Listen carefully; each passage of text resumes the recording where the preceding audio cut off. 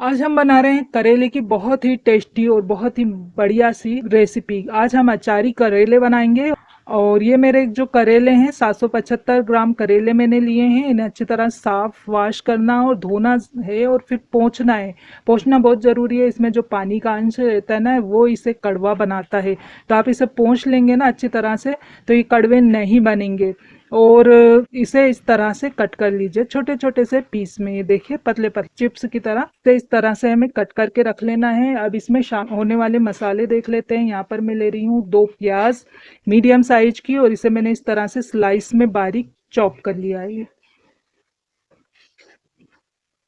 मसालों में हम ले रहे हैं लाल मिर्च पाउडर 2 टीस्पून, 1 टीस्पून अमचूर पाउडर, काला नमक स्वाद अनुसार, जीरा 1 टीस्पून है, 1 ही टीस्पून कलौंजी ले रहे हैं, 2 टीस्पून सौंफ और 2 टीस्पून साबुत और खड़ा धनिया, हल्दी हाफ टी स्पून, गरम मसाला पाउडर 1 टीस्पून, स्वाद अनुसार नमक।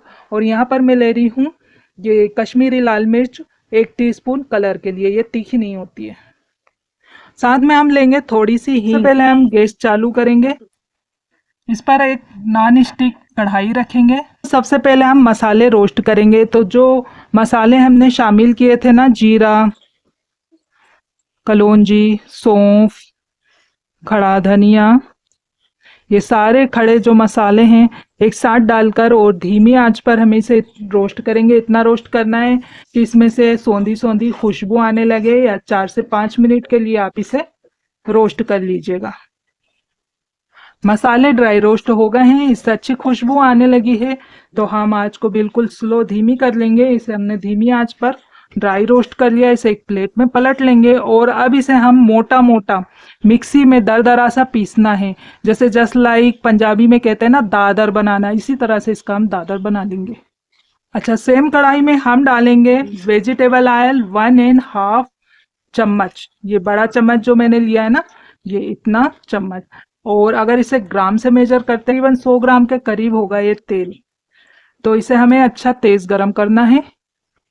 तेल जैसे गरम होगा इसमें हम थोड़ी सी हींग डालेंगे। इसमें हम डाल देंगे स्लाइस की हुई प्याज।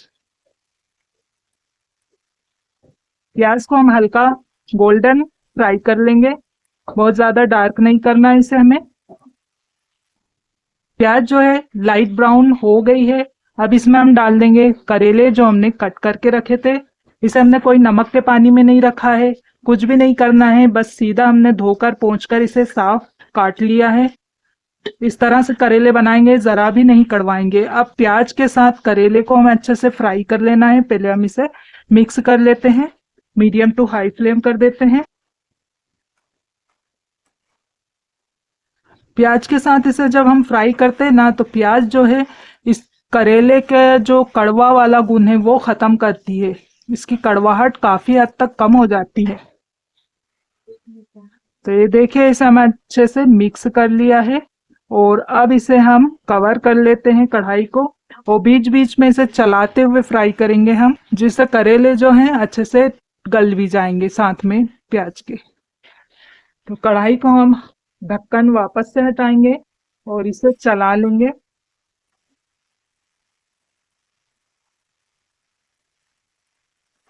ये कढ़ाई में बिल्कुल भी नहीं चिपकेंगे। वापस से कवर करेंगे क्योंकि अभी इसमें बहुत मॉइस्चर है, इस वजह से चिपकते नहीं है। हाई फ्लेम पर भी इसे फ्राई करेंगे ना बढ़िया हो जाएंगे। तो देखिए इसे मैंने 8 से 10 मिनट के लिए अच्छे से प्याज के साथ फ्राई कर लिए हैं। और आप देख पा रहे होंगे करेले जो हैं बहुत अच्छी तरह से टेंडर हो गए हैं, बढ़िया से गल गए हैं। तो अब इसे हम इसका कढ़ाई का ढक्कन खोल करके इसे थोड़ी देर के लिए 2 से 3 मिनट के लिए और फ्राई करेंगे। इससे क्या होगा कि जब हम इसे शुरू शुरू में कवर करके फ्राई करते हैं ना, तो ये अच्छी जल्दी से गल जाते हैं, टेंडर हो जाते हैं। और फिर बाद में जब कढ़ाई का ढक्कन हटा करके इसे हम फ्राई करेंगे ना, तो इसमें जो कड़वापन है वो खत्म होगा।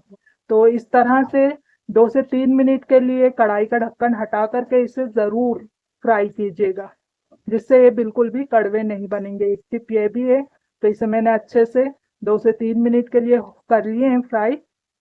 अब इसमें हम मसाले डालेंगे जो हमने मेंशन किए थे। अब आँच को हम थोड़ा मद्धा मद्धा कर देंगे। हल्दी पाउडर, साथ में डालेंगे गरम मसाला पाउडर, लाल मिर्च पाउडर, कश्मीरी लाल मिर्च पाउडर, और आमचूर पाउडर, सादा नमक और ये ब्लैक सॉल्ट।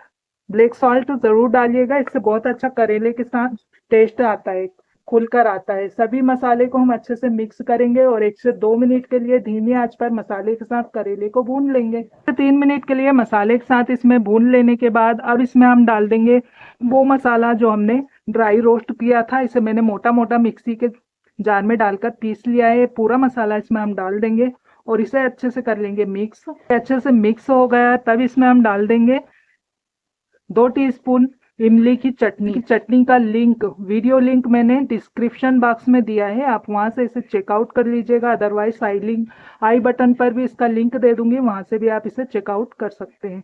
तो ये डाल देते हैं और इसे हम कर लेते हैं अच्छे से मिक्स। अच्छा, आपके पास इमली की चटनी ना हो तो इसकी जगह पर आप 2 से 3 टमाटर चॉप करके डाल सकते हैं, उससे भी करेले का जो कड़वापन है खत्म होता है।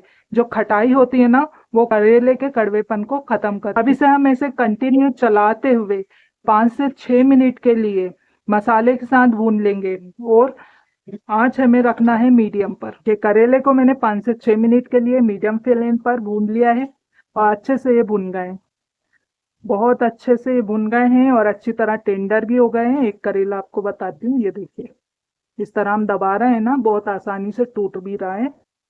गैस को आप बंद कर लेंगे और इसे हम कर लेते हैं प्लेट आउट। ये देखिए प्लेट में निकालेंगे। गर्मा गर्म आप इसे पूरी पराठे के साथ, चपाती के साथ खाइएगा, बहुत मजेदार लगते हैं। सफर में भी ले जा सकते हैं, जल्दी खराब नहीं होते इस तरह से बने करेले।